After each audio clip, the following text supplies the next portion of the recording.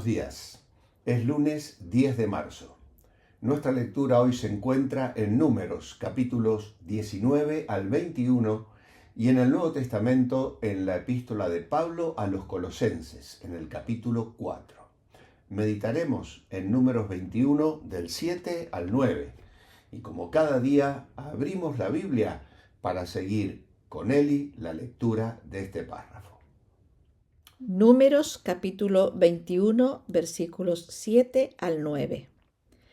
Entonces el pueblo vino a Moisés y dijo: Hemos pecado por haber hablado contra Jehová y contra ti.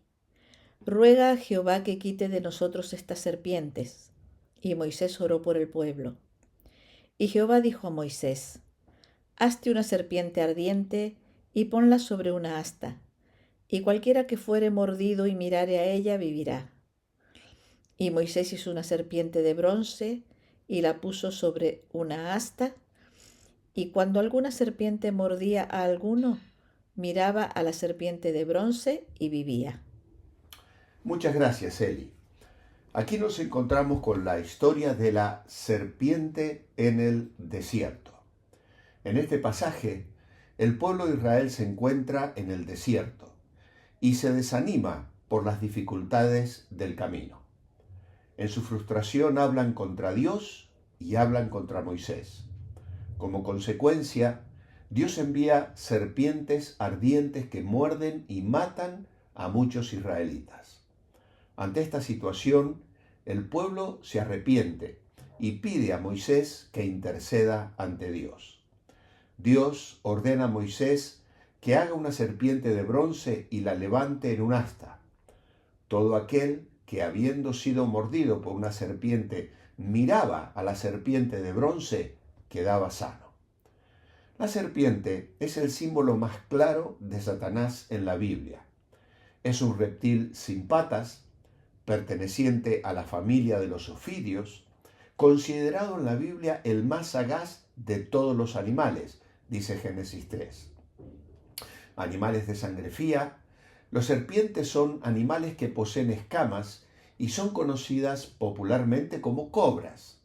Durante su vida, esos animales cambian de piel innumerables veces en un proceso llamado muda. Este animal nos aporta lecciones bíblicas muy importantes y vamos a mirar algunas. En primer lugar, el pecado y sus consecuencias. Las serpientes ardientes pueden representar el pecado que nos envenena y nos lleva a la muerte espiritual. La queja del pueblo refleja cómo el pecado puede surgir de la ingratitud y la falta de fe en Dios. Lo hemos meditado en algunas ocasiones. Romanos 1 nos dice que los hombres no aprobaron tener en cuenta a Dios ni le dieron gracias, y su necio corazón fue entenebrecido. Falta de gratitud y falta de fe, las raíces del pecado y de la rebeldía. Pero también encontramos arrepentimiento y confesión. El pueblo reconoce su error, el pueblo se arrepiente y busca la intercesión de Moisés. Esto nos enseña la importancia del arrepentimiento y la importancia de la confesión, porque Dios está dispuesto a perdonar. La serpiente de bronce es un símbolo de salvación. Esa serpiente levantada en el asta se convierte en un símbolo, en un emblema de la salvación. Al mirar a ella, los israelitas encontraban la cura que necesitaban.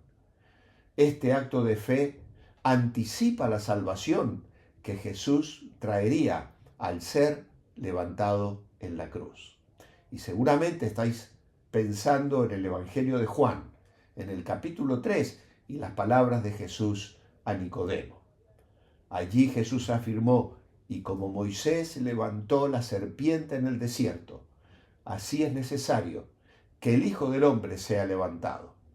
De la misma manera, todo aquel que fue alcanzado por el veneno pecaminoso de la serpiente de Génesis 3 puede sanar al poner los ojos en Jesús, el autor y consumador de la fe. Por eso también encontramos aquí la gracia de Dios. La curación de los israelitas es un acto de gracia. Dios, a pesar de su pecado, provee una forma de salvación. Aquellos israelitas no lo merecían y no podían hacer méritos. El veneno se infiltraba y rápidamente les llevaba a la muerte. Pero cuando miraban aquella serpiente, encontraban salvación. Y este es un llamado urgente para todos los que me escuchan, que levanten sus ojos a la cruz, a aquel que fue levantado para llevar en sí el castigo, el veneno del pecado. Al que no conoció pecado, por nosotros fue hecho pecado. Y ahora Dios nos reviste de su justicia cuando arrepentidos venimos en fe a los pies de la cruz. Ahora bien, las serpientes son animales dotados de párpados transparentes, desprovistos de canales auditivos, pero pueden sentir vibraciones solo por medio de su esqueleto. La primera mención de la serpiente en la Biblia ya la hemos señalado en Génesis 3:1, cuando Satanás usa a una de ellas. La serpiente fue el animal que el diablo escogió para mentir y engañar a nuestros primeros padres. Engañó a la mujer y por ende al hombre también. Más tarde, en ese mismo capítulo, en el versículo 14, Dios maldice a la serpiente y la condena a comer polvo y a vivir arrastrándose sobre el vientre toda su vida. En el verso 15 se señala el gran conflicto entre la serpiente y la simiente de la mujer. En ese conflicto, la serpiente lograría un éxito temporario y relativo, porque heriría el calcañar de la simiente de la mujer. Sin embargo, en su batalla final, la simiente de la mujer aplastaría definitivamente la cabeza de la serpiente. Y en él nosotros tenemos también esa victoria. Y Pablo lo anticipa en Romanos capítulo 16 y el versículo 20.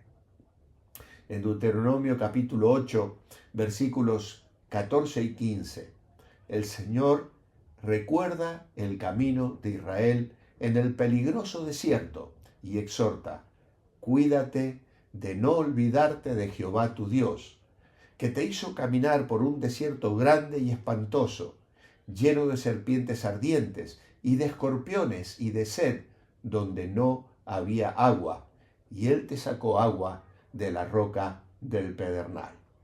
Sabiendo que su iglesia también camina por este mundo lleno de serpientes y escorpiones, Jesús nos da potestad de aplastar esas serpientes y esas escorpiones, y se lo dice a sus discípulos en Lucas capítulo 10 y el versículo 19. En Mateo 23:33, Jesús se indignó contra los religiosos, hipócritas de su época, y les habló así: serpientes, generación de víboras, ¿cómo escaparéis de la condenación del infierno? En Marcos 16 hay una promesa de Jesús para los que creen, y dice: los cuales tomarán en las manos serpientes, y si bebieren cosa mortífera, no les hará daño. Y esto se cumplió cuando Pablo estaba en la isla de Malta, en Hechos capítulo 28 y el versículo 5.